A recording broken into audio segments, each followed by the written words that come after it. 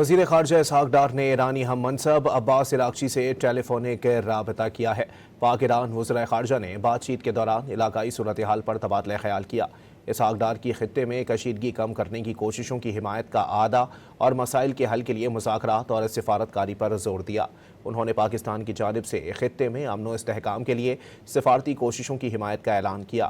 اسحاق ڈار اور عباس عراقچی نے حالیہ صورتحال کے پیش نظر دونوں ممالک کے درمیان قریبی روابط برقرار رکھنے کا فیصلہ کیا۔